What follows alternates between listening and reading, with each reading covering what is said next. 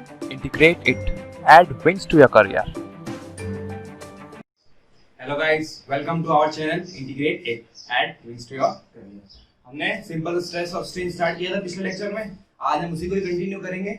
Okay, तो सीधा हम अपने पॉइंट पर आ जाते हैं। सिंपल और स्ट्रेस स्ट्रेन हमने स्टार्ट कर दिया था। तो देखो, मैंने पिछली बार ब्रिटल मटेरियल और डक्टाइल मटेरियल के बारे में बताया था कि इसकी कितनी रेंज होती है। तो एक छोटा सा कॉन्सेप्ट और होता है कि हम जब डिजाइन करेंगे मेंबर्स की, वो किस बेसिस पे करेंगे, डिजाइन ऑफ मेंबर्स। ठीक है, डिजाइन ऑफ मेंबर्स में देखो, हमने जब आगे स्टील स्ट्रक्चर पढ़ेंगे तो ये बहुत इंपॉर्टेंट रोल प्ले करता है कि हम किस हिसाब से डिजाइन करेंगे। ठीक है, तो मतलब क्या, फॉर सेफ्टी। हमने किस लिए करनी होती है डिजाइन कोई भी स्ट्रक्चर की? सेफ्टी के लिए। तो हम सेफ्टी के लिए क्या यूज करते हैं? एक word, factor of safety. Factor of safety. ठीक है, ये बहुत सीधे सीधे एग्जाम में पूछा जाता है। फैक्टर ऑफ सेफ्टी कैसे निकलती है, क्या फॉर्मूला होता है? ठीक है, तो वो भी हम देखते हैं कि फैक्टर ऑफ सेफ्टी का फॉर्मूला होता है यील्ड स्ट्रेस। देखो, स्ट्रेस स्ट्रेन कर्व देखा था हमने, तो यील्ड स्ट्रेस हमने देखा था। यील्ड स्ट्रेस अपॉन क्या आएगा बताओ? Working stress. वर्किंग स्ट्रेस बोलूं या परमिसिबल स्ट्रेस। ठीक है, तो yield stress upon working stress. Working stress ये होगा हमारा फैक्टर ऑफ सेफ्टी का फॉर्मूला। फैक्टर ऑफ सेफ्टी को एफओएस भी लिखते हैं। ठीक है, अब ये किसके लिए होगा? डक्टाइल के लिए होगा या ब्रिटल के लिए होगा? ये बहुत इंपॉर्टेंट रोल है कि डक्टाइल के लिए हम क्या लेते हैं? यील्ड स्ट्रेस लेते हैं ऊपर। और ब्रिटल के लिए क्या लेंगे बताओ? ब्रिटल, हमारा ब्रिटल का स्ट्रेस स्ट्रेन कर्व कैसा आया था? ब्रिटल में क्या हमने वो देखी थी? यील्ड स्ट्रेस नहीं देखी थी, ये ब्रिटल का था। आगे नहीं था स्ट्रेस स्ट्रेन कर्व, हमें तो सीधे सीधे अल्टीमेट स्ट्रेस मिलती है ना? तो यहां पर क्या आ जाएगा ब्रिटल के लिए? ये किसके लिए होगा formula? For ductile material. For ये जो फैक्टर ऑफ सेफ्टी है वो किसके लिए है?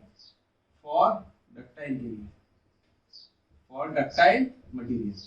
क्लियर? और अगला जो मैं बात करूं, अल्टीमेट स्ट्रेस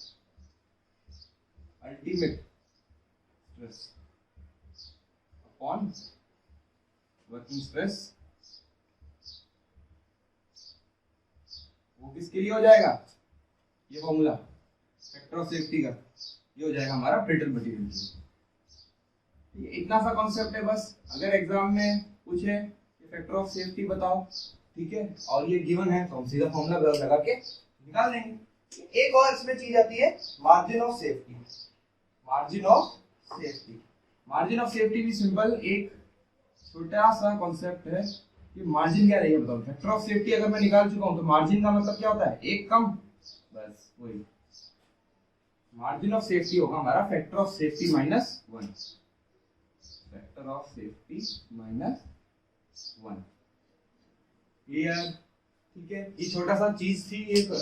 ये कहीं ना कहीं किसी ना किसी एग्जाम में कभी ना कभी मार्जिन ऑफ सेफ्टी आ जाएगा या फैक्टर ऑफ सेफ्टी सीधे पूछ लेते हैं। इसका स्क्रीनशॉट लेना चाहो तो स्क्रीनशॉट ले लो। ठीक है, अब हम बहुत ही अच्छी पेस में पढ़ेंगे क्योंकि अब क्या आने वाले हैं, हमारे एग्जाम आने वाले हैं, है ना? एक एक चीज कवर करते हुए चलेंगे, छोड़ेंगे कुछ भी नहीं, क्वेश्चंस भी लेंगे, है ना? देखो, मैंने पिछली बार एक बात बताई थी, इंजीनियरिंग स्ट्रेस बताई थी ना। Engineering stress P upon A not. A not हम क्या लेते थे? Initial cross section area. आज हम बात करेंगे ट्रू स्ट्रेस स्ट्रेन की। देखो, true stress and strain. True stress and strain मतलब क्या होगा? जैसे मैंने वो एग्जांपल लिया था ना, ये मेरा, अगर मेरा स्पेसिमेन है, इस स्पेसिमेन को क्या लगा रहा हूं? टेंसाइल फोर्स लगा के एक टेस्ट कर रहा हूं उसमें। तो क्या होता था? इसमें इलॉन्गेशन आती थी। ये होती थी हमारी गेज लेंथ, है ना? ये गेज लेंथ होती थी। तो इसका एरिया जो था वो क्या लेते थे हम? A नॉट लेते थे। ये फोर्स P, ये फोर्स P। तो यहाँ पर अब क्या होगा? हम इसको खींचूंगा तो इसका एरिया कुछ रिड्यूस होगा ना, इलॉन्गेशन भी होगा और एरिया रिड्यूस भी होगा।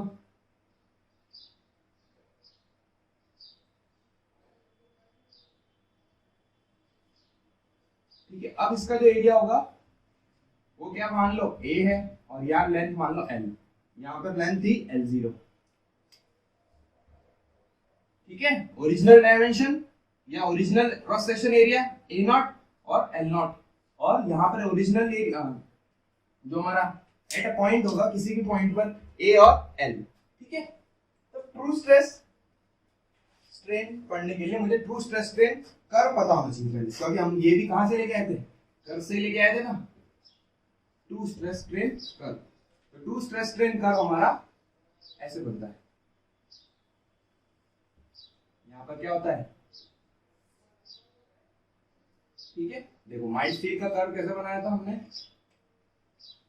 ऐसे बनाया था, इसको ये स्ट्रेट लाइन ले लो हल्का सा,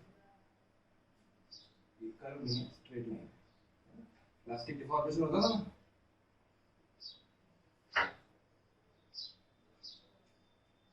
ये हमारा ये लोअर व्यू पॉइंट, फिर ऐसे ये होता था। ठीक है, इसको मैं थोड़ा बड़ा बना देता हूँ ताकि एकदम अच्छा दिखे तुमको स्क्रीनशॉट के लिए।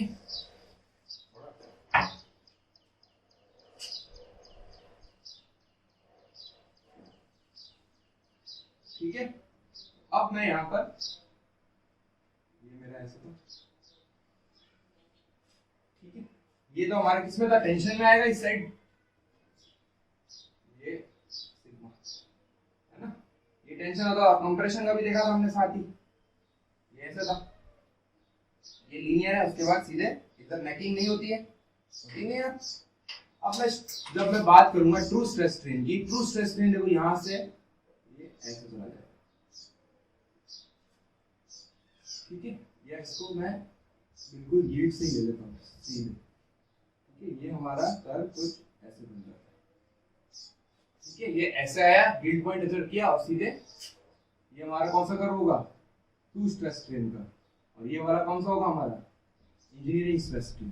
ठीक है, और इसमें क्या होगा, ये जहां तक लीनियर है वहां तक रहेगा और इधर कम हो जाएगा। ठीक है, तो ये वाला कर्व है, मतलब ये वाला कर्व अभी वापस ये वाला पूरा ये यहां से ये वाला, ठीक है, और ये भी यहां से जहां तक लीनियर रहेगा उसके बाद ऐसे। ठीक है, ये हमारा कंप्रेशन में हो जाएगा और इधर आ जाएगा हमारा टेंशन में। ये कहीं पूछा नहीं जाता, बस इंजीनियरिंग इसकी वैल्यू पूछी जाती है हमारी। इसकी वैल्यू कैसे निकलेगी, देखो मैंने इंजीनियरिंग स्ट्रेस को मैं अगर सिग्मा नॉट से लूं तो वो कितना था, P अपॉन E नॉट रहेगा। अगर मैं उसको मैं अब सिग्मा से डिनोट करता हूँ हमारा ट्रू स्ट्रेस स्ट्रेन को, ट्रू स्ट्रेस को, है ना, ये तो इंजीनियरिंग स्ट्रेस था हमारा। अब इसको कैसे निकालेंगे वो देखते हैं अपन। ये इंजीनियरिंग स्ट्रेस था और ये मैंने माना ट्रू स्ट्रेस। ठीक है, अब मैं ये निकालने वाला हूँ, इसको डेरिवेट करने वाला हूँ, इसको हटा देते हैं।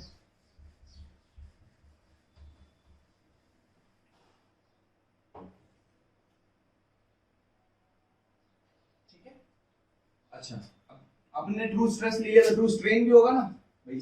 ये स्ट्रेन जो था, स्ट्रेन हम क्या लेते थे, स्ट्रेन की वैल्यू हम लेते थे, ये जो हमारा स्ट्रेन था वो हम स्ट्रेन की वैल्यू क्या लेते थे बताओ, डेल्टा अपॉन L0, जो डिफॉर्मेशन थी डिवाइडेड बाय ओरिजिनल लेंथ, है ना। तो अगर मैं ट्रू स्ट्रेन की बात करूं तो ट्रू स्ट्रेन कितना होगा मेरे को बताओ, ट्रू स्ट्रेन को मैं क्या लिखूंगा, डेल्टा L अपॉन L, जितनी डिफॉर्मेशन अपॉन ये लेंथ। अब ये लेंथ कौन सी है हमारी, जो उसकी इधर डिफॉर्मेशन होने के बाद जो एक्चुअल लेंथ है, ठीक है, अपन ने इनिशियल लेंथ ले ली थी, ठीक है, वो नहीं लेंगे हम, जो उस पॉइंट पे स्पेसिमेन पे जो लेंथ है वो लेंगे L। ठीक है, तो इनके बीच में आपस में रिलेशन कैसे निकालेंगे, ट्रू स्ट्रेस। तो ट्रू स्ट्रेन जो होता है हमारा इक्वेशन, अब मैं इसको क्या करूंगा, 0 से L नॉट इंटीग्रेट कर दूंगा, है ना, ट्रू स्ट्रेन को delta L upon L, delta L upon L, या इसको डेल्टा L को मैं क्या ले सकता हूँ, DL लूंगा ना, अगर स्मॉल डिफॉर्मेशन है तो DL, इसको इंटीग्रेट कर देंगे तो मेरा ट्रू स्ट्रेन कितना निकल जाएगा बताओ,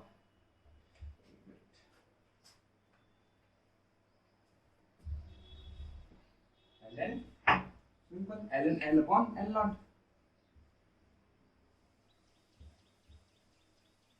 ठीक है, इसको कैपिटल ले लो भले, कोई फर्क नहीं पड़ता, सेम है। ठीक है, कैपिटल ले लो, कैपिटल मैंने कैपिटल लिया, भले स्मॉल ले लो तो स्मॉल ले लो, है ना। तो ट्रू स्ट्रेन जिसकी वैल्यू क्या हो जाएगी, सीधे सीधे अभी हम यूज करेंगे जब ट्रू स्ट्रेस निकालेंगे ना, तो ट्रू स्ट्रेन कितना आ जाएगा हमारा, ln L अपॉन L0। ठीक है, इसको भले लो कैपिटल ले लो, ठीक है, क्लियर।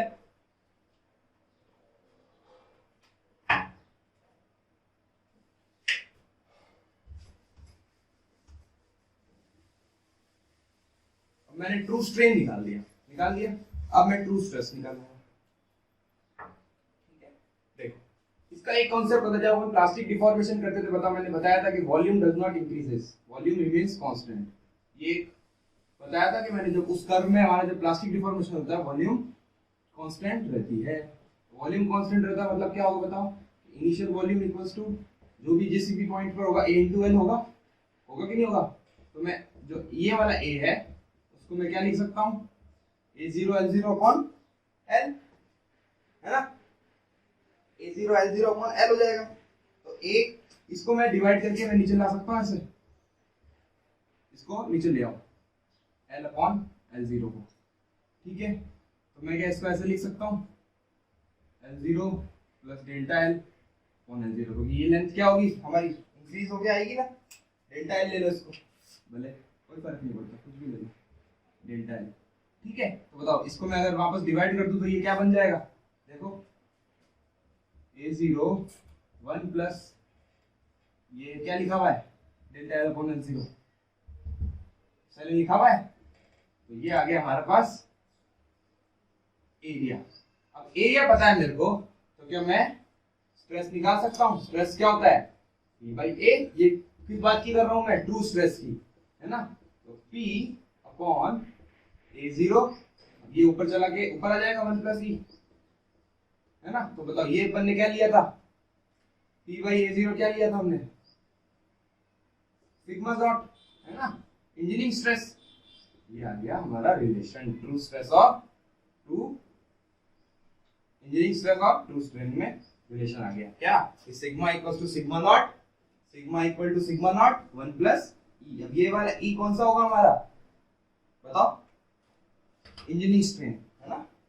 अच्छा अब ये तो मैं अगर टेंशन में बात करूंगा तो प्लस ई ले रहा हूं, तो अगर मैं माइनस ले लूं तो क्या हो जाएगा कंप्रेशन, ठीक है। प्लस मतलब टेंशन, अगर टेंसाइल फोर्स में लगाऊंगा, माइनस मतलब कंप्रेशन। इस फॉर्मूले में बस माइनस लेना है और कुछ नहीं करना, क्लियर।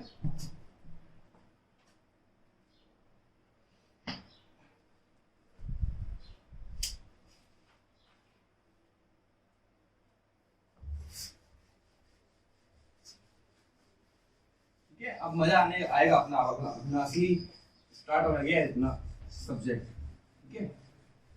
हम क्वेश्चंस भी करेंगे आज, ठीक है। आपको ऊपर शो भी हो जाएगा क्वेश्चन। अब पहले बात करूंगा मैं, अब देखो हमने स्ट्रेस स्ट्रेन देखा था, स्ट्रेस स्ट्रेन कर्व है ना। अब कुछ मैं अप्रोक्सीमेट स्ट्रेस स्ट्रेन कर्व और बता रहा हूँ किसी और मटेरियल से, ठीक है। ये एग्जाम में सीधे सीधे कहीं ना कहीं आ जाता है अप्रोक्सीमेट। अब मैं देखो एस ऑब्लिक एस को मैं स्ट्रेस स्ट्रेन कर्व समझ जाना, बार बार पूरा लिखूंगा नहीं, स्ट्रेस स्ट्रेन कर्व, ठीक है। तो बताओ अगर कोई कर्व मेरा ऐसे है, अगर कोई कर्व मेरा ऐसे है, कौन सा स्ट्रेस स्ट्रेन कर्व, तो इसको बताओ मैं क्या नाम दूंगा, पहले इलास्टिक फिर प्लास्टिक, तो इलास्टो प्लास्टिक, इलास्टो प्लास्टिक, ठीक है।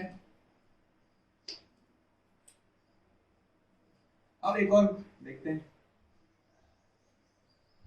अगर मेरा पहले लीनियर जा रहा है और फिर स्ट्रेन हार्डनिंग होगी, ठीक है, ये पहले लीनियर फिर ऐसे, तो क्या होगा ये इलास्टोप्लास्टिक विथ स्ट्रेन हार्डनिंग, है ना। क्योंकि प्लास्टिक अब ये है तो डिफॉर्मेशन तो प्लास्टिक ही ना, तो elastoplastic with strain hardening, strain hardening,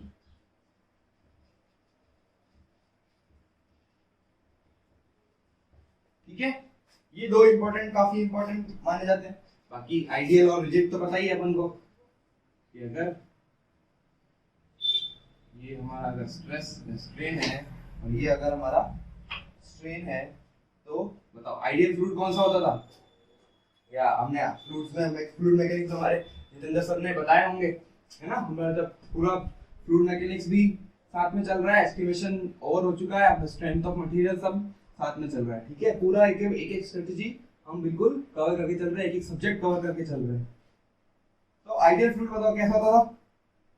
ये लाइन आती थी आइडियल फ्लूइड की, मैं अलग कलर से बना दूं, यानी कोई डिफॉर्मेशन, कोई स्ट्रेस नहीं आएगा, बस डिफॉर्म होता रहेगा आइडियल फ्लूइड। तो ये होगा मेरा आइडियल फ्लूइड, ये मैं आइडियल मटेरियल बोल सकता हूँ, ठीक है। रिजिड क्या होगा? सिर्फ और सिर्फ स्ट्रेस आएगा। रिजिड में क्या आएगा? कोई डिफॉर्मेशन नहीं, मैंने बताया था देखो, नो डिफॉर्मेशन रिजिड मटेरियल। तो ये कौन सा कर हो जाएगा? रिजिड का हो जाएगा, सिग्मा और साइन, ठीक है ना। पूरा रिजिड मटेरियल का आएगा, ओके। और रिजिड प्लास्टिक बोलूं तो, अब रिजिड प्लास्टिक का मतलब क्या होगा मेरे को बताओ? सिर्फ और सिर्फ प्लास्टिक डिफॉर्मेशन होगी, नो इलास्टिक कर्व, है ना। तो ये कौन सा मटेरियल हो जाएगा मेरा? Rigid plastic, rigid plastic, clear. ये सीधे सीधे अपने किसी ना किसी एग्जाम में कोई ना कोई कर्व आ ही जाता है। ले लो स्क्रीनशॉट लेना हो तो, ओके।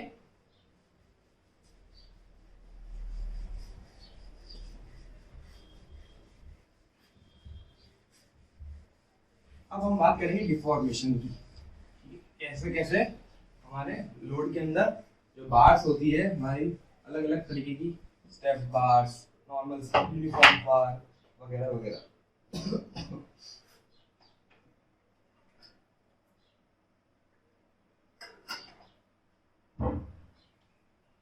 ठीक है, deformation under axial load, deformation under axial load. देखो एक्सियल लोड लूंगा मैं हमेशा, ये हम टॉपिक पढ़ने वाले, ठीक है। तो पहला केस 1, फर्स्ट केस की बात करूं कि मेरा क्या है बताओ? यूनिफॉर्म बार है। यूनिफॉर्म बार का मतलब cross section area equal to same throughout, ठीक है। ये मैंने लगा दिया फोर्स, मैंने यहाँ पे ऊपर फिक्स क्यों कर दिया? भले चाहो तो फिक्स कर दो, चाहे दोनों साइड से खींचो, एक ही बात है। तो मैंने फिक्स कर दिया तो ऊपर ऊपर ही वो का वही रिएक्शन भी वही आ जाएगा इसका, पी के बराबर, है ना। तो स्ट्रेस देखो, स्ट्रेस सिंपल हमने देखा था कितना होता है, पी बाई ए। इसका मान लो ये एरिया ए है और लेंथ कितनी है? एल, लेंथ कितनी है? एल, ठीक है। तो सिग्मा बी बाई ए होता है। मान लो इसका डिफॉर्मेशन हो गई, ये ऐसे हो गई,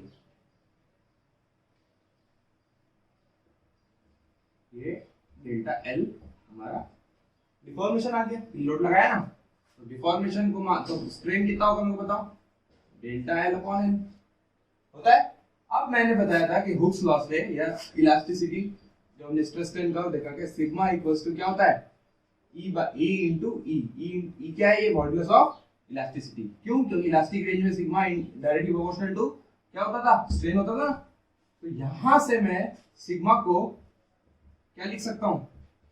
P by A is equals to E into E लिख सकता हूं, ठीक है। इसको स्मॉल ई लिख लो भले या एप्सिलॉन लिख लो, कोई फर्क नहीं पड़ता। तो P by A equals to E times E को मैं क्या लिख सकता हूं? डेल्टा एल अपॉन एल लिख सकता हूं, बिल्कुल लिख सकता हूं। तो डेल्टा एल की वैल्यू कितनी आ गई? मेरे को डिफॉर्मेशन चाहिए जो P L upon A E, ठीक है।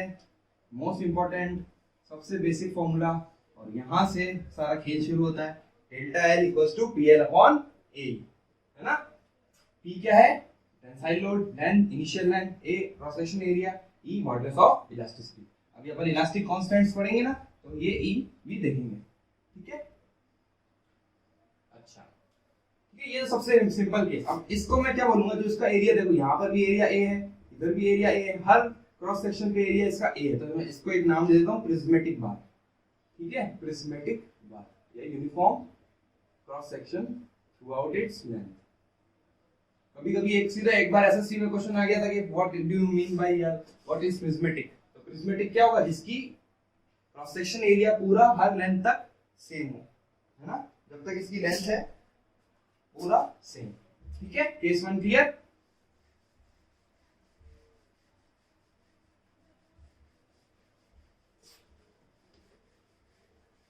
अब हम बात करेंगे सेकंड केस की।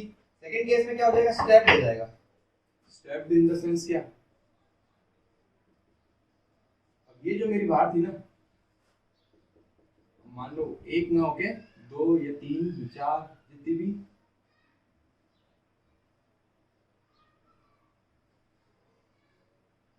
ऐसे है मान लो, तो क्या होगा देखते हैं। ये फोर्स लगाऊंगा मैं यहाँ पर, ठीक है। तो इसका एरिया मान लो A1 L1 E1, ठीक है। ये अलग मटेरियल की मान लो, इसको अलग मटेरियल मान लो, चाहे सबको चेंज कर देते हैं, ठीक है। ये मान लो A3 L3 E3, A3 A1 क्या है इसका एरिया इस बार का, L1 इसकी लेंथ, E1 इसका मॉडुलस ऑफ इलास्टिसिटी, ठीक है। अब मैं ये जो डिफॉर्मेशन, कंप्लीट डिफॉर्मेशन में बात, तो ये तीनों जॉइंट है, ठीक है। अगर मैं इसको पूरे सिस्टम को अगर खींचूंगा तो इसमें भी डिफॉर्मेशन आएगा, इसमें भी आएगा, इसमें भी आएगा, ठीक है। तो हम क्या निकालते हैं, कंप्लीट टोटल डिफॉर्मेशन निकालते हैं, है ना। उसको समझने के लिए हम क्या क्या करना पड़ेगा, जैसे मान लो ये मैंने इधर लगाया PD, है ना, इधर मैं एक फोर्स लगा रहा हूँ PD, ठीक है, लगा दिया। अब और भी अगर फोर्सेस लगे हुए, मान लो इधर PC लगा हुआ है, PC, ये D ये वाली लाइन है, ये C है, ये B है, ये A है, ठीक है। ये पॉइंट यहाँ पर ये लोड लगा, ठीक है।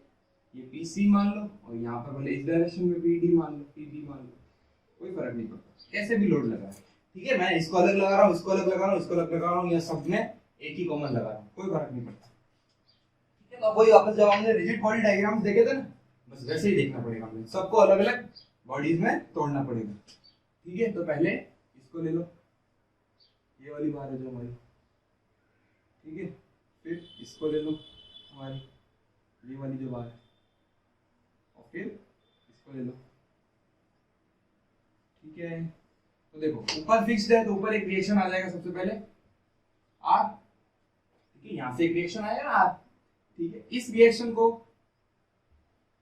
इक्विलिब्रियम में लाने के लिए ये R वापस आएगा, बिल्कुल आएगा, ठीक है। अब इसको वापस, अब ये एक ही लेंथ है, ये B है, ये BC है, ये CD है, ठीक है। तो ये R लगेगा, तो यहाँ पर भी एक R लगेगा, बिल्कुल लगेगा। अब यहाँ पर एक PB भी लग रहा है, देखो PB भी लग रहा है, तो बताओ इसको अगर इक्विलिब्रियम में लाने के लिए क्या होगा, यहाँ पर दोनों लगेंगे, कौन, R और PB, ठीक है ना। तो ये लेंथ कितनी हो जाएगी, ये वाला जो फोर्स है R प्लस PB, लगेगा नहीं लगेगा।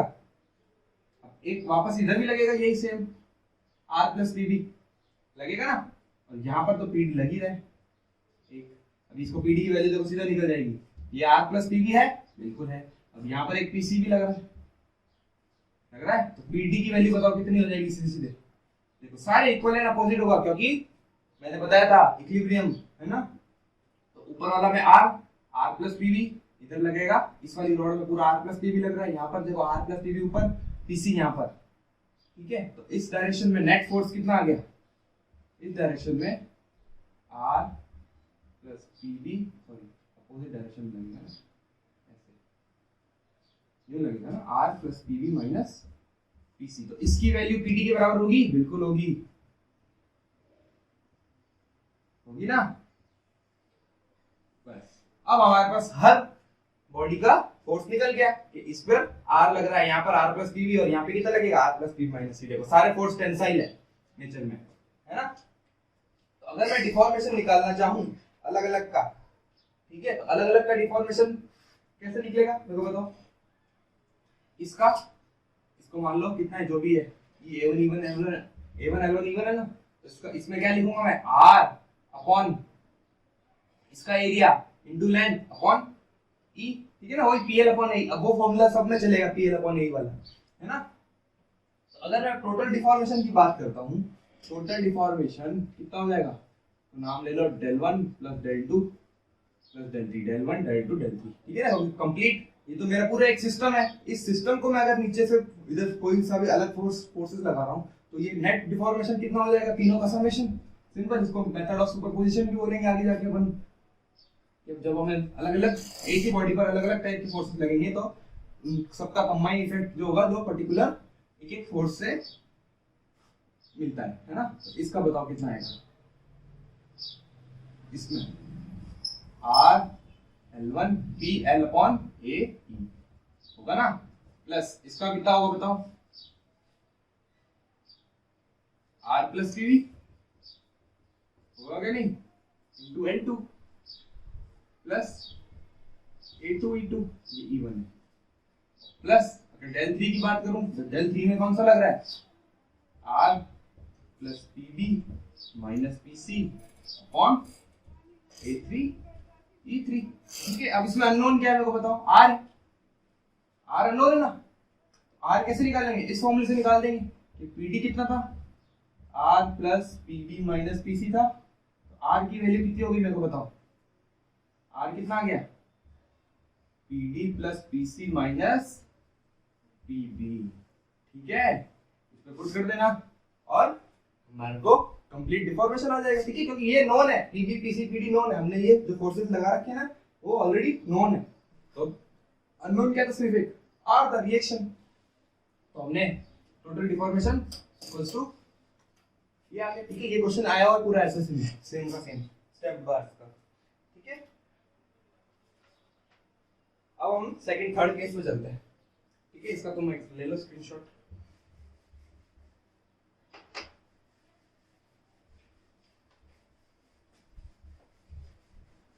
ओके, अब हम नेक्स्ट केस पे चलेंगे। नेक्स्ट केस जो है हमारा, देखो सब अपन डिफॉर्मेशन निकालेंगे, अब सबका हर जो भी अलग अलग केसेस ले रहे हैं ना सब में डिफॉर्मेशन निकालेंगे। अब मान लो कोई केस भी है, सब में सब कुछ वेरी कर रहा है, फोर्स भी वेरी कर रहा है, एरिया भी वेरी कर रहा है, सिंपल जनरल फॉर्मूला निकालते हैं। ठीक है, मान लो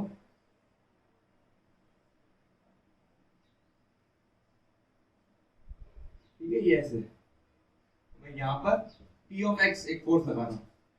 ठीक है, तो इसका एरिया भी देखो अलग होगा हर पॉइंट पर, ये देखो होगा कि नहीं होगा, तो सिंपल इसका फॉर्मूला हो जाएगा हमारा, इसको मान लो ये हमारी L0 है, तो क्या हो जाएगा डिफॉर्मेशन, वही PL इंटीग्रेशन आ जाएगा सीधे सीधे px dx a of x into e तो कांस्टेंट ही रहता है, 0 से कहां तक, L0 तक, ये हो जाएगा मेरा टोटल डिफॉर्मेशन, सिंपल।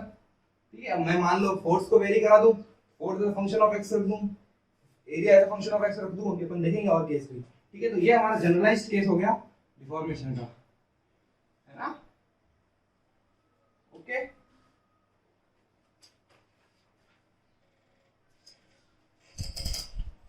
अब हम बात करते हैं ड्यू टू सेल्फ वेट। ठीक है, अभी तक तो हमने क्या लगाए थे, फोर्सेस लगाए थे ना। अगर अब मैं बॉडी को उसके सेल्फ वेट से डिफॉर्म कर रहा हूं, मतलब एक मैंने बार लगा रखी है ऊपर छत से, तो वो अपने सेल्फ वेट को भी तो उसके ऊपर वेट तो लग ही रहा है, उसका खुद का सेल्फ वेट तो है ही, उसका सेल्फ वेट होगा तो भी डिफॉर्मेशन आएगा, बिल्कुल आएगा, क्योंकि इसका वेट किस डायरेक्शन में लग रहा है, ग्रेविटी, ग्रेविटी कहां है, नीचे तो है, इंफाइनाइट फोर्स हो गया ना सीधे सीधे। केस नंबर हमारा चौथा, तो चौथा केस हमारा क्या होगा कि due to what, self weight, due to self weight. अब ये क्वेश्चन फिर मैं कह रहा हूं सीधे सीधा एग्जाम में आया हुआ है, A deformation due to self weight बताओ। ठीक है, अब हम आगे अपन जब इसके क्वेश्चंस आंसर करेंगे ना, तो हर ये जो मेरा एक एक चीज है वो सारा सारा एक आया हुआ है अपना, एक जो भी चीज बताइए ना कोई ना किसी क्वेश्चन फॉर्म में ये बनती है ना, तो बताओ।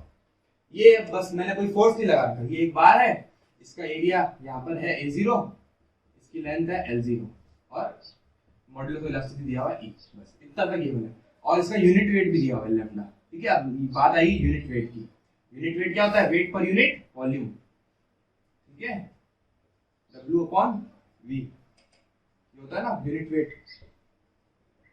ठीक है, ये गिवन होगा अब हमको यूनिट वेट। ठीक है, तो हम क्या करेंगे बताओ, अब मैं क्या करूंगा,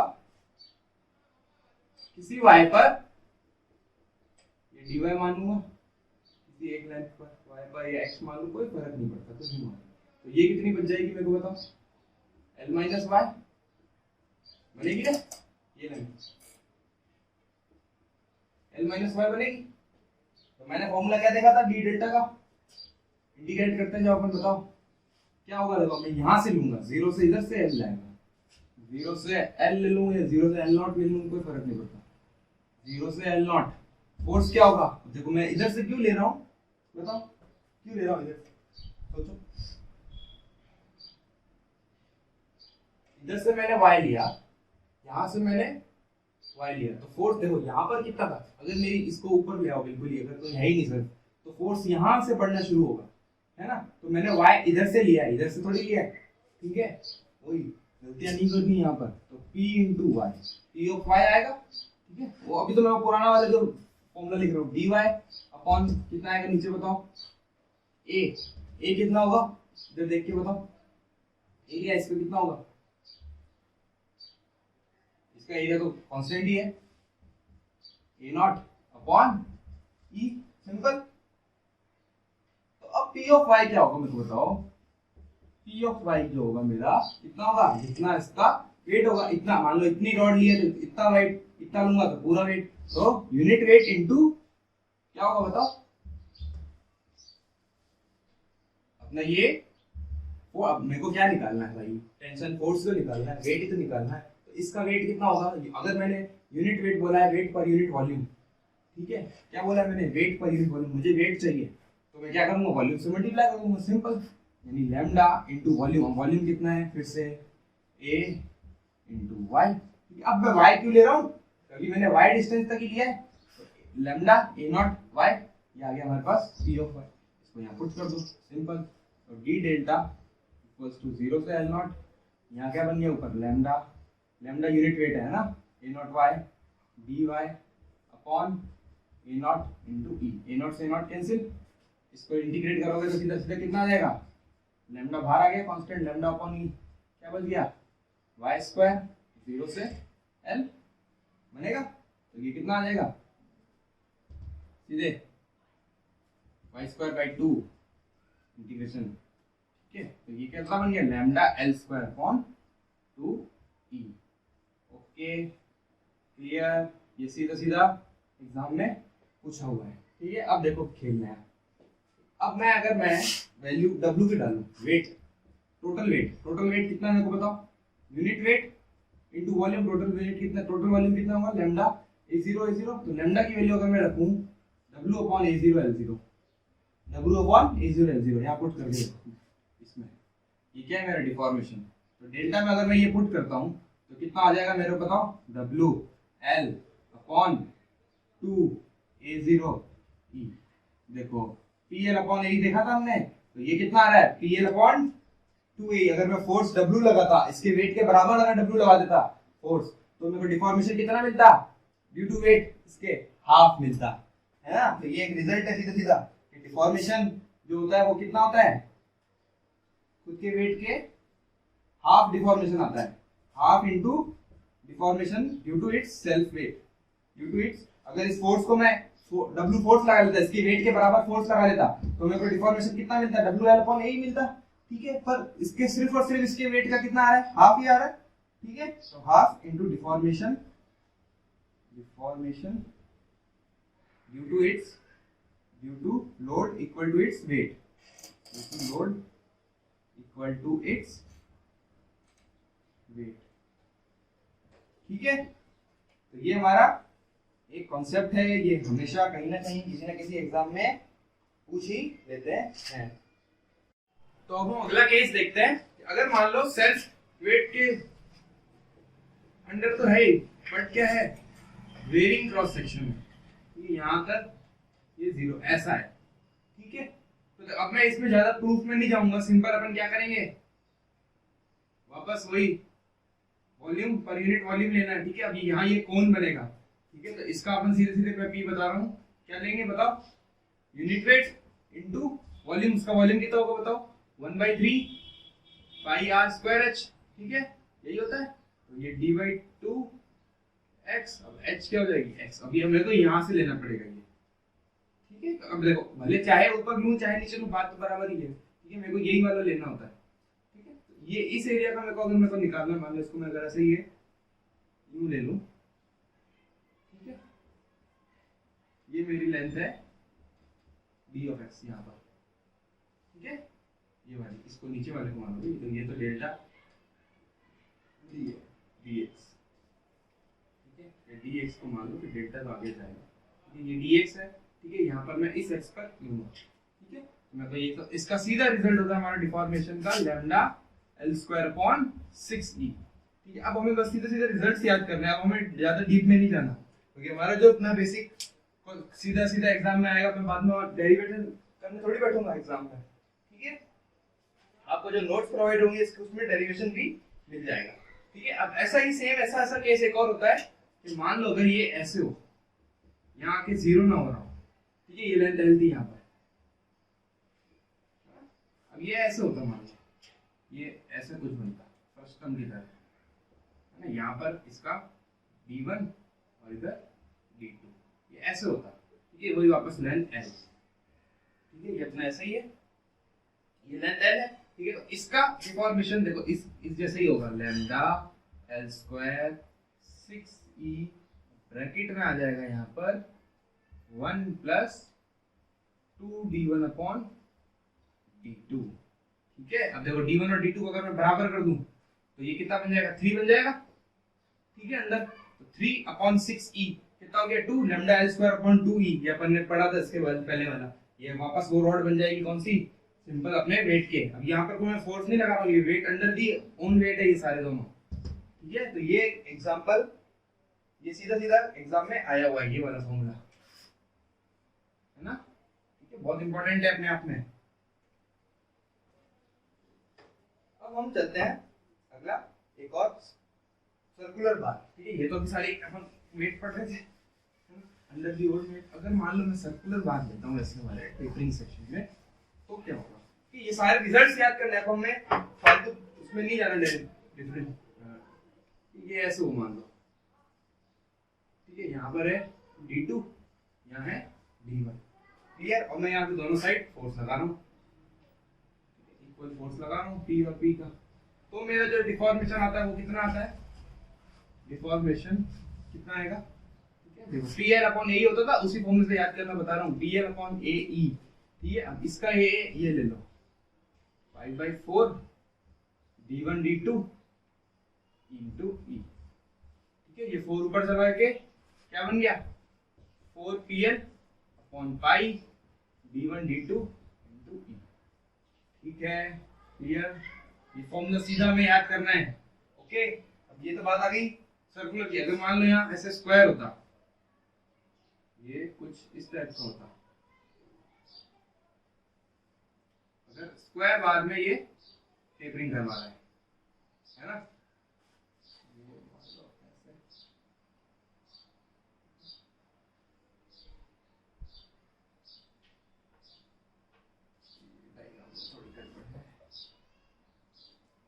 यहाँ पर है इसकी साइड B, ये साइड है A। ठीक है, ये स्क्वायर है, उस साइड भी उसका जो क्रॉस सेक्शन है वो स्क्वायर होगा B, और ये वेरी कर रहा है, इधर A है, अब बढ़ते बढ़ते कितना हो गया, B हो गया। इसका सीधे सीधे फॉर्मूला होता है डेल्टा का PL अपॉन ABE। ठीक है, A इसकी साइड, B इसकी साइड, क्लियर। ये स्क्वायर सेक्शन है, ये सर्कुलर था, ये सर्कुलर था, और ये है स्क्वायर। ओके, आपको इसके सबके बुक में आपको मिल जाएगा। इसकी स्ट्रेंथ ऑफ मटेरियल की सबसे स्टैंडर्ड बुक हमारी बीसी पुनमिया है। ठीक है, बाय बीसी पुनमिया सब हमारे जोधपुर के ही है, वो भी एमबीएम से, है ना। अब हम बात करेंगे, देखो अगर स्टैटिकली डिटरमिनेट बीम आए, मतलब इनडिटरमिनेसी आ जाए वाला। ठीक है, अगर आप जब हमें टॉस पढ़ेंगे तो एकदम अच्छे से देखेंगे स्टैटिकली डिटरमिनेट और इनडिटरमिनेट बेस क्या होती है, कैसे उनको कैलकुलेट करेंगे। ठीक है, इनडिटरमिनेसी कैसे निकालेंगे। ठीक है, अभी मैं बता रहा हूँ सीधे सीधे, बस इंट्रोडक्शन दे रहा हूँ कि स्टैटिकली डिटरमिनेट और इनडिटरमिनेट में फर्क क्या है। जो बीम हमारी या जो भी मेंबर इक्विलिब्रियम से या स्टैटिक फोर्सेस से जो उसकी निकल जाती है, जिसको हमारा पूरा सारे फोर्सेस निकल जाएंगे किससे, स्टैटिक इक्विलिब्रियम की कंडीशन लगाने पे, सारी इक्विलिब्रियम कंडीशन लगाने से, तो वो तो हो जाएगी बीम। ठीक है, जैसे इक्विलिब्रियम की बात करता हूँ तो क्या करता हूँ मैं, समेशन fx 0 करता हूँ, समेशन fy 0 करता हूँ, समेशन fz 0 करता हूँ। ठीक है, अगर सारे फोर्सेस इनसे निकल जाते हैं, ठीक है, मोमेंट भी ले लो, समेशन mz इक्वल टू 0। ठीक है, अगर इनसे मेरी बीम कैलकुलेट, बीम के सारे फोर्सेस निकल जाते तो वो तो हो जाएगी हमारी स्टैटिकली डिटरमिनेट बीम। अगर इनसे नहीं निकलते, मतलब हमें स्टैटिकली हमारे पास इक्वेशंस ही नहीं है इसको सॉल्व करने के लिए, ठीक है, फोर्सेस को, तो हम कॉम्पेटिबिलिटी यूज करते हैं। कॉम्पेटिबिलिटी मतलब हमें ऐसी कंडीशंस ढूंढनी पड़ती है कि जिससे हम क्या निकालें, इनके डिफॉर्मेशंस को या इनकी डिफ्लेक्शंस को कैलकुलेट कर सकें, है ना। तो मान लो ये एक ऐसी बीम है और यहाँ इसका फोर्स लग रहा है ये ऐसे और यहाँ लग रहा है 13.6 किलोमीटर लग रहा है। ठीक है, ये एक स्टैंडर्ड एग्जांपल है। हमेशा किसी ना किसी एग्जाम में उसकी वैल्यूज चेंज करके सीधे सीधे आ जाता है या कभी कभी तो यही आ जाता है एग्जैक्ट 17.2 किलोमीटर। ठीक है, ये इसको साइड को दे दो A, ये दे दो B, इसकी लेंथ दी हुई है 100 mm, 200 mm, ये 100 mm है, ये 200 mm है और ये कितना है 300 mm। देखो तो अब मैंने जब वो स्टेप्ड बार वाला केस सिखाया था ना, बस इसमें भी वही चीज करनी है। क्या करेंगे, हम तोड़ देंगे अलग अलग और हम इक्विलिब्रियम से सॉल्व करेंगे। अब देखो, अब यहाँ पर भी फिक्स है, यहाँ पर भी फिक्स है। ठीक है, दो रिएक्शन आएंगे RA और RB। ठीक है, अब उसमें तो क्या था, तो एक ही अननोन था, कौन RA या एक R ऊपर वाला स्टेप बार में। इससे पहले जो अपन ने थोड़ी देर पहले स्टेप बार किया था ना, तो इसमें दो अननोन आएंगे RA और RB। ठीक है, तो इसलिए ये बीम मैं क्या कह रहा हूँ, स्टैटिकली इंडिटरमिनेट बीम बोल रहा हूँ इसको, क्योंकि यहाँ पर दो अननोन है हमारे पास और इक्वेशंस तो हमारे पास समेशन fx = 0 एक ही आती है। तो एक और इक्वेशन कहाँ से लेके आए भाई, बताओ। इसको देखने में मेरे को पता चल रहा है कि मैं इसको कितना भी फोर्स लगा लूं, ठीक है, इनके बीच में कितना भी फोर्स लगा लूं, इनका बीच में क्या नेट डिफॉर्मेशन कुछ आएगा, बिल्कुल नहीं आएगा। क्यों, क्योंकि यहाँ से भी फिक्स है, यहाँ से भी फिक्स है। अगर दोनों एंड से फिक्स है तो डिफॉर्मेशन कितना होना चाहिए मेरे को बताओ, 0 वाला डिफॉर्मेशन। तो ये जो इक्वेशन हम लेके आए ना, किसकी, डिफॉर्मेशन = 0 की, नेट डिफॉर्मेशन = 0 की, ये कॉम्पेटिबिलिटी इक्वेशन। ठीक है, तो इस कॉम्पेटिबिलिटी इक्वेशन को हम यूज करके क्या निकालेंगे, दोनों रिएक्शंस और बस। ठीक है, तो दोनों रिएक्शन निकालने के लिए मैं क्या करूंगा, सबसे पहले इसको फ्री बॉडी डायग्राम बनाऊंगा ना। ये फ्री बॉडी डायग्राम बना दो भैया, ये मैंने बना दी। यहाँ पर कितना आया, RA था, बिल्कुल था, एक ये और एक ये। ओके, तो बताओ, यहाँ RA है, इधर भी RA है, RA यहाँ RA, इधर तो सिर्फ RA था, इधर एक इस डायरेक्शन में कौन लग रहा है, 13.6 भी लग रहा है, बिल्कुल लग रहा है, देखो। ठीक है, अब यहाँ पर कैसा आएगा बताओ, ये अब इस डायरेक्शन में, नेट डायरेक्शन में यहाँ कितना फोर्स लग रहा है। अगर मैं इस डायरेक्शन में मैं बताऊं, नेट डायरेक्ट इस वाली डायरेक्शन में, तो नेट कितना लग रहा है, RA - 13.6 लग रहा है ना। तो यहाँ पर भी यही लग जाएगा, RA - 13.6। ठीक है, ये वाला। अब यहाँ पर ये लगा, तो इधर सब पे इक्विलिब्रियम वही, फोर्सेस इक्वल। ठीक है, अब यहाँ पर कितना लगेगा मेरे को बताओ, वापस इसको इवैल्यूएट करने के लिए वापस यही वाला लगेगा, RA - 13.6 इस बॉडी पर। अब इस बॉडी पर एक फोर्स इस डायरेक्शन में और ये भी लग रहा है, 27.2 लग रहा है। ठीक है, तो वापस अब इस डायरेक्शन में, नेट डायरेक्शन में कितना आ गया, इस डायरेक्शन में, यहाँ पर इस वाली बॉडी पर ये फोर्स कितना निकल जाएगा मैं बताओ, RA - 13.6 - 27.2 लगेगा इधर। तो वापस यहाँ पर कितना आएगा, RB बोलूं चाहे, ये RB किसके बराबर आ जाएगा, सीधे सीधे RA - 13.6 - 27.2। इसकी वैल्यू कितनी हो जाएगी, RA माइनस, इनको ऐड कर दो, 40.8 माइनस 40.8 इक्वल्स टू RB। ठीक है, RA और RB में एक इक्वेशन तो मेरे को यहाँ से निकल जाती है स्टैटिक इक्विलिब्रियम से। दूसरी क्या निकालूंगा मैं, डिफॉर्मेशन से, सिंपल। तो मुझे चाहिए क्या, RA और RB चाहिए। ठीक है, तो RA और RB निकालने के लिए मैं क्या करूंगा, टोटल डिफॉर्मेशन को क्या करूंगा, टोटल चेंज इन लेंथ को 0 करूंगा। Total change in length should be equal to 0। होगी कि नहीं होगी, तो इसका और इसका तीनों का समेशन इक्वल टू 0, सिंपल। तो इसका बताओ कितना होगा, PL/A। तो RA, इसमें फोर्स कितना लग रहा है, RA, L कितनी है इसकी 100, लग रही A E।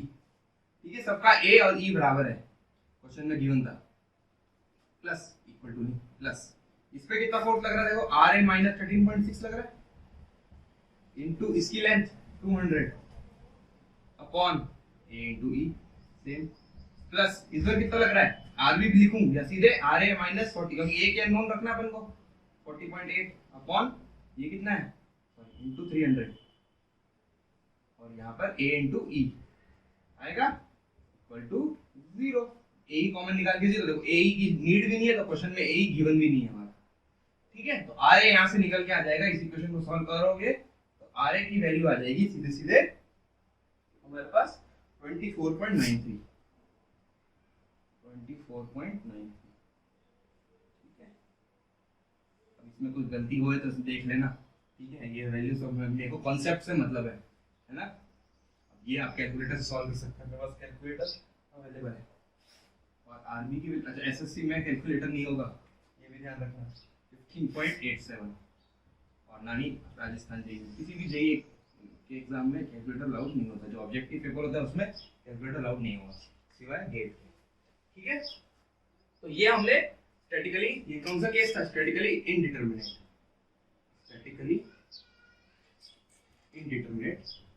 केस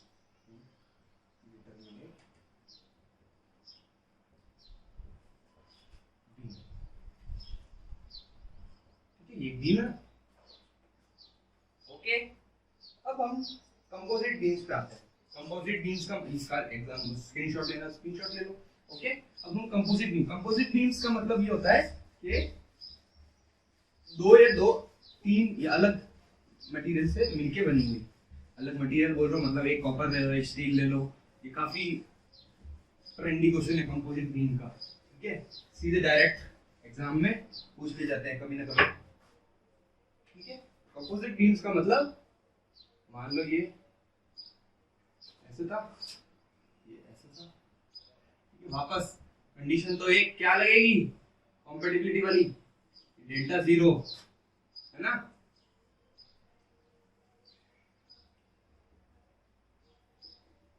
ठीक है ये अब कुछ ऐसे तरीके का हमारा अरेंजमेंट दिया हुआ है मान लो ये एक दो प्लेट लगी हुई है इसका एरिया A1 L1 L तो बराबर ही होगी E1 ठीक है इसको E2 और E2 कह दो और यहाँ मैं एक फोर्स लगा रहा हूँ P ठीक है अब इसको मैं चाहूँ तो फोर्स लगा दूँ इधर ये चाहूँ मैं इसको हटा के यहाँ अगर रिजिड कनेक्शन लगा दिया तो फोर्स कैसे लगेगी यहाँ पर एक प्लेट लगा दी मैंने ठीक है पहले हम ये वाला केस तो देखें यहाँ पर इसको इधर एक प्लेट से जोड़ दिया अब मैं फोर्स लगा रहा हूँ ठीक है ये कंपोजिट बीम बन गई हमारी ये दो बीम्स को जोड़ के मैंने एक इधर प्लेट लगा ली इसको एक प्लेट दे दो कोई भी ठीक है और यहाँ मैं फोर्स लगा रहा हूँ यहाँ पर कनेक्शन रिजिड है ठीक है और मैं इधर से फोर्स लगा रहा हूँ क्या आएगा दोनों में टेंशन आएगा ना ठीक है तो बताओ ये एक हमारे पास अरेंजमेंट है अब इसमें मुझे डिफॉर्मेशन भी चाहिए और इनमें अलग अलग फोर्सेस भी चाहिए ठीक है तो क्या करूंगा मैं मेरे को बताओ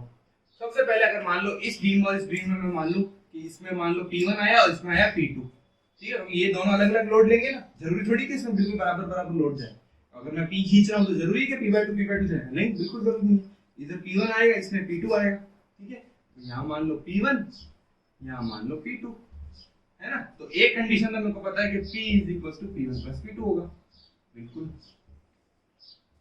होगा और एक और कंडीशन क्या होगी मेरे को बताओ क्योंकि ये दोनों बीम देखो प्लेट से साथ कनेक्टेड है तो इन दोनों का जितना भी डिफॉर्मेशन आएगा दोनों में क्या इक्वल आएगा बिल्कुल आएगा Δ1 = Δ2 जरूर होगा क्यों होगा क्योंकि ये कंपोजिट है ठीक है ये दोनों एक प्लेट से कनेक्टेड है तो जितना फोर्स इस हिसाब से डिवाइड होंगे ये P1 P2 इसमें क्या होगा डिफॉर्मेशन इक्वल Δ1 = Δ2 ठीक है तो एक ये कंडीशन यूज करूंगा एक ये कंडीशन यूज करूंगा ठीक है तो इससे सीधा सीधा हमारा अब Δ1 क्या होगा मेरे को बताओ P1 L/8 A1 E1 = P2 L/E2 E2 अब ये L बराबर क्यों ले रहा हूँ क्योंकि ये दोनों की लेंथ तो कितनी है L ही है ठीक है तो इधर से सीधा निकल के आ जाएगा मेरे पास P1 और P2 कितने होते हैं P1 और P2 हमारा आएगा ये P टाइम्स A1 E1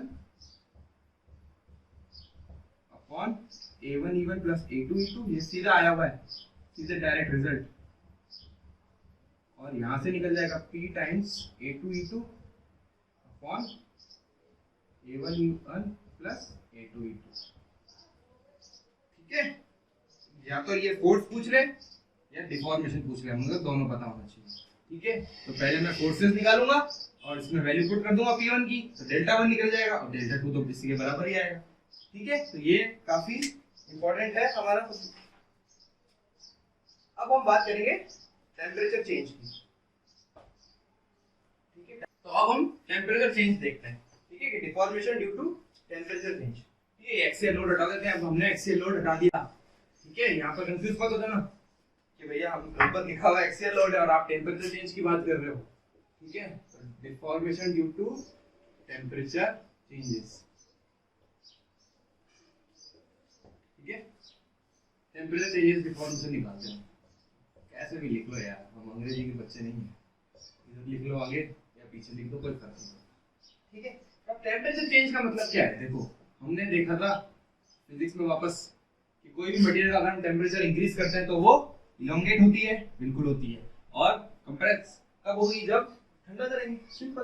तो अगर ये मान लो कोई भी मेरा एक मटेरियल है जिसकी लेंथ L है, अब मैंने क्या किया, इसका टेम्परेचर बढ़ाया, T से डेल्टा T कर दिया, T प्लस डेल्टा T कर दिया, T से T प्लस डेल्टा T कर दिया, तो क्या हुआ? डिफॉर्मेशन आई, बिल्कुल आई।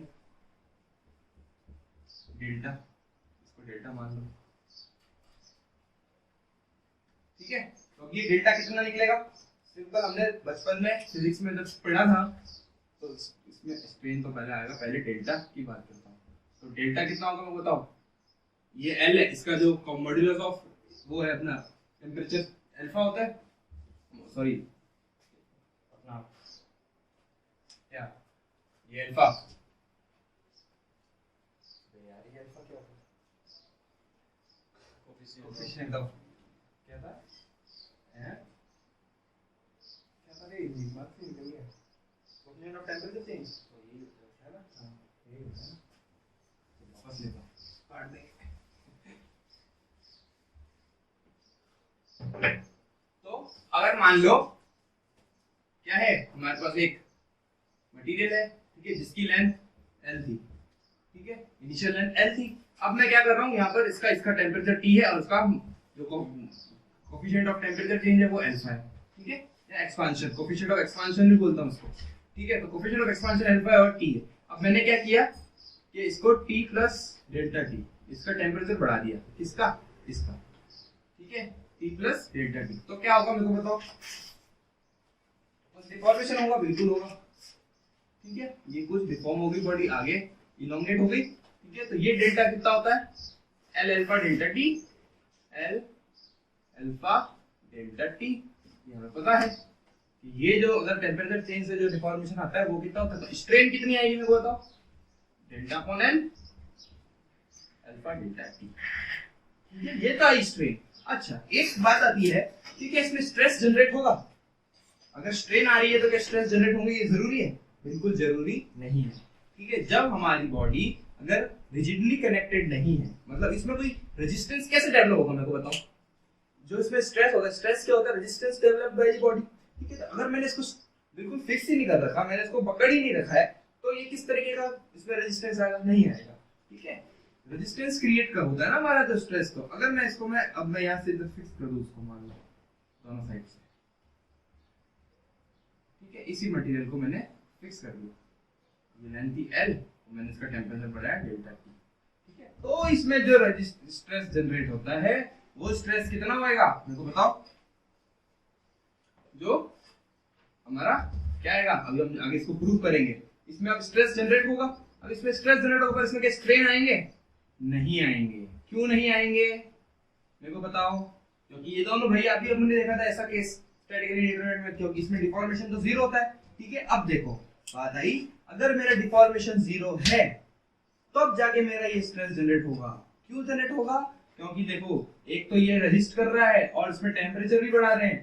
ठीक है, तो बॉडी अब क्या चाहेगी? इंटरनल रेजिस्टेंस क्रिएट करेगी ना। तो अब यहाँ पर स्ट्रेस जनरेट होगा। क्यों होगा? क्योंकि एक तो मैं टेम्परेचर भी बढ़ा रहा हूँ और यहाँ से रिएक्शन भी लगे हुए हैं। तो एक तो बोलेगा कि मेरे को बढ़ाओ, आगे एक्सटेंड होने दो, और एक इसको रोक रहा है। ये सपोर्ट्स क्या कर रहे हैं? एक्सटेंड होने नहीं दे रहे हैं। और ये क्या चाहेगा? टेम्परेचर चेंज चाहेगा ये एक्सटेंड हो। ठीक है ना, ये दोनों यहाँ से अपना रिजिडली है केस। ठीक है, अब ये दोनों तो टेम्परेचर बढ़ाऊंगा तो मैं ये दोनों एंड्स क्या बोलेंगे, इलोंगेट होना चाहेंगे, ठीक है ना। पर यहाँ पे दोनों सपोर्ट्स हैं, दोनों रिजिड है, यहाँ से कनेक्टेड है, ठीक है, रिजिडली कनेक्टेड है, तो क्या होगा, स्ट्रेस जनरेट होगा, ठीक है। स्ट्रेस कब जनरेट होता है, जब इंटरनल रेजिस्टेंस पैदा हो, है ना। तो अब हम ये कैलकुलेट करेंगे कि ये कैसे निकलता है। तो अब हम इसको प्रिंसिपल ऑफ सुपरपोजिशन से लेके देखेंगे, ठीक है। मान लो यहाँ पर एक, अब दोनों साइड एक आर आर आएगा ना, आएगा बिल्कुल, ठीक है। तो जो ये आर की वजह से अपना वो होता है, वो equation of compatibility equation use करेंगे। तो जो आर से होता है वो होता है आर एल अपॉन ए, अपन ने देखा था, होता था ना, ठीक है। और जो ये वाला डिफॉर्मेशन है वो कितना होता था, एल अल्फा डेल्टा टी। तो ये दोनों क्या बराबर होंगे, होंगे, बिल्कुल बराबर होंगे ना, क्योंकि ये तो चाहेगा कंप्रेस करवाना और ये चाहेगा इलोंगेट कराना। तो ये इक्वल कंडीशन बैठेगी, तब जाके हमारा स्ट्रेन जीरो होंगे ना, डिफॉर्मेशन जीरो होगा। तो यहां से मैं वैल्यू किसकी निकालता हूं, आर की निकालता हूं। आर कितना आ जाएगा, सीधे सीधे ए इंटू ई और एल से कट जाएगा अल्फा डेल्टा टी, ठीक है। अब स्ट्रेस निकाल सकता हूं, बिल्कुल निकाल सकता हूं, आर अपॉन ए। स्ट्रेस कितना हो जाएगा हमारा, आर अपॉन ए, यानी ई अल्फा डेल्टा टी, ठीक है। ये क्या हुआ, स्ट्रेस हुआ, ठीक है। अब देखो यहाँ पर देखो, मैंने अगर चाहता तो मेरे को पता था कि सर आपने सिखाया था कि हुक्स लॉ में क्या होता है कि sigma equals to E into what, E होता है। तो अगर मैं डायरेक्ट ई से मल्टीप्लाई करूं तो ये वाला स्ट्रेस निकल रहा है, ठीक है। पर यहाँ पर क्या था, फिर मैं बोल रहा हूँ स्ट्रेस जनरेट नहीं होगा, क्योंकि ये इंटरनल रेजिस्टेंस तो कुछ हो ही नहीं रहा है। इसको हम डिफॉर्मेशन कर रहे हैं तो ये डिफॉर्मेशन हो रहा है, इसमें तो रेजिस्टेंस तो आया ही नहीं, है ना। पर यहाँ रेजिस्टेंस क्रिएट हो रहा है, यहाँ पे स्ट्रेस की वैल्यू जीरो होगी, यहाँ पे ई अल्फा डेल्टा टी नहीं होगा, ठीक है। इस केस में स्ट्रेस की वैल्यू ई अल्फा डेल्टा, बहुत बच्चे गलती करके आते हैं कि इसकी पूछा होता है ये स्ट्रेस इसमें बताओ और लिख के आ जाता है ई अल्फा डेल्टा टी, ठीक है। ये गलती नहीं करना, क्लियर। अब हम बात करेंगे, अगर सपोर्ट यील्ड कर रहा हूं, हमारा लास्ट टॉपिक याद रखिए लेक्चर का, ठीक है। अगर मान लो ये जो सपोर्ट्स है ना रिजिडली कनेक्टेड नहीं हो एक साइड में, है ना, तो क्या करेंगे हम, तो कैसे निकालेंगे स्ट्रेस और स्ट्रेस, ठीक है। देखो बहुत इंपॉर्टेंट होता है हमारा टेम्परेचर चेंज वाला टॉपिक, है ना। किसी ना किसी एग्जाम में, फिर मैं कह रहा हूँ, मैं जितनी भी चीजें बोल रहा हूँ वो बहुत इंपॉर्टेंट है, अपने एक्सपीरियंस के साथ बता रहा हूँ, है ना। अब मान लो ये ऐसा है, ठीक है, ये एक बॉडी थी जिसकी लेंथ थी एल, ठीक है, टेम्परेचर था टी। अब इसको मैंने डेल्टा टी बना दिया, ठीक है। तो रिएक्शन आएंगे कुछ, बिल्कुल आएंगे। पर क्या हो रहा है, ये जो सपोर्ट है ना वो यील्ड होके, मान लो मैं अगर ये फोर्स हटा देता हूँ, मान लो, ठीक है, ये सिर्फ रिएक्शन लगा के सिर्फ ये आर की तरह लगा था, यहाँ पर एक आर लग रहा है सिर्फ, ठीक है। और जो ये टेम्परेचर चेंज के साथ, ये इसको टेम्परेचर चेंज वाला मान लो, चलो इसको जो मैं डेल्टा मान रहा हूँ ना, ये डेल्टा टी मान लो ड्यू टू टेम्परेचर चेंज, कितना होगा जल्दी बताओ। हम ये अपन ने जस्ट अभी देखा था एल अल्फा डेल्टा टी, है ना। अब मान लो ये जो था, अब इसको क्या होना चाहिए, जब मैं ये रिएक्शन वापस लगाऊं तो ये वापस इसी पोजीशन में आना चाहिए, पर ये इस पोजीशन में नहीं आएगा, ठीक है। ये सपोर्ट क्या कर रहा है, यील्ड कर रहा है, ठीक है। तो ये वाली जो कंडीशन थी, अब जो हमारा नेट डिफॉर्मेशन है ना वो ये है डेल्टा, और ये वाला जो डेल्टा होगा वो कौन सा होगा, डेल्टा आर, जो हमने सपोर्ट की वजह से डेल्टा आर इसने रिकवर किया। अब पहले तो क्या होता था, जो हमने जो इससे पहले वाला केस था, ये डेल्टा आर और डेल्टा टी बराबर थे, है ना। अब ये क्या कर रहा है, डेल्टा आर सिर्फ इतना ही सपोर्ट कर रहा है, और ये हमारा कुछ नेट डेल्टा आ जाएगा, ठीक है। तो जो हमारा जो नेट डेल्टा होगा वो delta T minus delta R बोल सकता हूँ मैं, ठीक है। तो डेल्टा टी कितना हो गया मेरे को बताओ। अभी अपन ने देखा था जो deformation due to L alpha delta T minus ये हमने देखा था R L upon A is equal to delta, होगा, बिल्कुल होगा, ये कंडीशन में होगी, सपोर्ट करेगी। तो मैं यहाँ से क्या आर एल अपॉन ए को मैं ये लिख सकता हूँ, इसको यहाँ ले आओ, इसको यहाँ ले आओ, L alpha delta T minus delta, ठीक है। आर बाई ए कितना आएगा, देखो आर बाई ए बोलूँ या आर मालूम, सीधा आर बाई ए निकाल रहा हूँ अब सिग्मा, ठीक है, बार बार नहीं बोलता हूँ, ठीक है। ये आ गया E by L alpha delta T minus delta, ठीक है, इसको मैं बोलता हूँ क्या, डिफॉर्मेशन। जो हमारा नेट डिफॉर्मेशन आएगा वो ये आएगी, जितनी डिफॉर्मेशन प्रिवेंटेड हुई, ठीक है, इसको डिफॉर्मेशन प्रिवेंटेड अपॉन वो बोल दो कि स्ट्रेस हमारा वापस वही रेजिस्टेंस जनरेटेड होता है बाय द बॉडी। ये इस केस में हमारा जो स्ट्रेस आएगा वो वही L alpha delta T minus delta जितना नेट डिफॉर्मेशन अपने को बॉडी में मिला, ठीक है, इनटू ई बाय एल तो आएगा। ये मोस्ट इंपॉर्टेंट केस है, ठीक है। फिर कह रहा हूँ टेम्परेचर चेंज के ऊपर कभी ना कभी किसी ना किसी शिफ्ट में तो सीधे सीधे ये पूछ ही लेता है। अब नेक्स्ट क्लास में हम क्या करेंगे, अब नेक्स्ट क्लास में हम इलास्टिक कांस्टेंट देखेंगे, फिर हमारा ये सिंपल स्ट्रेस और स्ट्रेन का चैप्टर ओवर हो जाएगा। ओके, तो हम मिलते हैं नेक्स्ट क्लास में। Thank you and please like share subscribe to integrated. Thank you for watching the video. Please like, share and subscribe the channel Integrated.